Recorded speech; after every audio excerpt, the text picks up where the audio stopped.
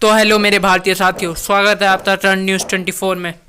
तो दोस्तों, भारत और चाइना के बॉर्डर से रिलेटेड एक और खबर आ रही है जिसमें हमें ये पता चला है कि भारत और चाइना में फिर दोबारा गलवान घाटी जैसी झड़प दोबारा की गई है।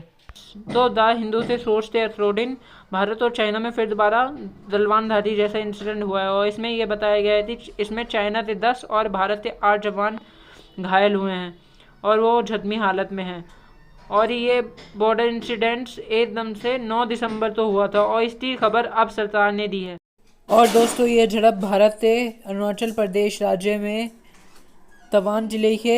बॉर्डर पर हुई है, जो भूटान की सीमा और चाइना की सीमा के साथ जुड़ा हुआ है। तो कुछ महीनों पहले और कुछ दिनों पर कुछ महीनों से ये खबर आ रही थी कि चाइनीज सोल्जर धीरे धीरे भूटान और अरुणाचल प्रदेश के बॉर्डर के पास इकट्ठा हो रहे हैं। और फिर ये पता चला थी यह एकदम से 9 दिसंबर तक 600 जवान इकट्ठा हो चुके थे और उसके बाद उन्होंने भारत की सीमा में पेट्रोलिंग करने की कोशिश की, मतलब भारत की सीमा में घुसपैठ करने की कोशिश की एक तरीके से। तो इसके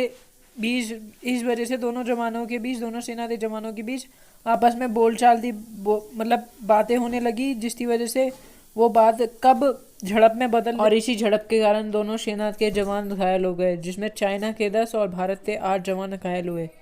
जैसे गलवान घाटी की घटना की शुरुआत चाइनीज सोल्जर ने की थी, वैसे ही झड़प की शुरुआत भी चाइनीज सोल्जर ने की। पर दोनों साइडों से, भारत और चाइना दोनों साइडों से 1996 एग्रीमेंट भारत चाइना बॉर्डर का उल्लंघन नहीं किया गया। दोनों साइडों से गोलीबारी बिल्कुल भी नहीं चलाई गई और इस घटना के तुरंत होने के बाद दोनों साइडों ने अपने चीफ कमांडर तो उन दोनों साइडों पे भेज दिया जहाँ पे ये झड़प हुई थी। तवांग में भारत ने भी अपने चीफ कमांडर तो भेजा और चाइना में भी अपने चीफ कमांडर तो ईस्ट एंड साउथ तिब्बत में भेज दिया, जिसकी वजह से अब दोनों चीफ कमांड आपस में इस घटना के ऊपर बात कर रहे हैं कि किस वजह से ये घटना हुई थी और किसने कैसे शुरुआत की थी। वैसे बताने की जरूरत नहीं है, इसकी शुरुआत भी चाइना ने की थी और ये चाइनीज सोल्जर द्वारा ही किया गया था और हमें ये पता भी है कि चाइना ऐसा क्यों कर रही थी। अभी चाइना में थोड़े दिनों पहले ही शी जिनपिंग के खिलाफ एक मोर्चा खुला था जिसमें बोला था शी जिनपिंग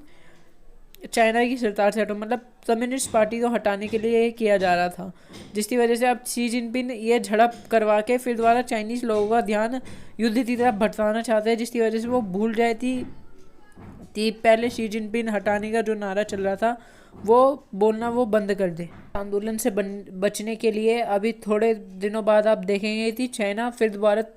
ताइवान की तरफ अपनी सेना भेजेगा, वहाँ पे मिलिट्री एक्सरसाइज करेगा, फिर दोबारा युद्ध की स्थिति पैदा करेगा, जिसकी वजह से लोगों का ध्यान चाइनीज़ कम्युनिस्ट आंदोलन के खिलाफ से हटेगा जो अभी वहाँ पे चल रहा है शी जिनपिंग और चाइनीज़ कम्युनिस्ट पार्टी को हटाने का,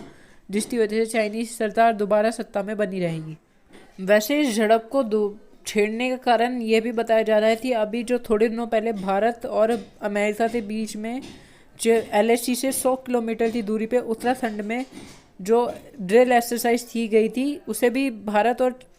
मतलब इस झड़प का कारण बताया जा रहा है, भारत और चाइना की तवांग झड़प का कारण बताया जा रहा है, जिससे ये पता चलता है कि चाइना अमेरिका की प्रेजेंस अपने पड़ोसी देशों के साथ देखकर बहुत जलता है। चाइना नहीं चाहता कि अमेरिका किसी भी तरीके से उसकी सीमाओं के पास पहुंचे। अगर कभी भी युद्ध हो जाता है और अमेरिका के पास भारतीय सीमा है जो चाइना से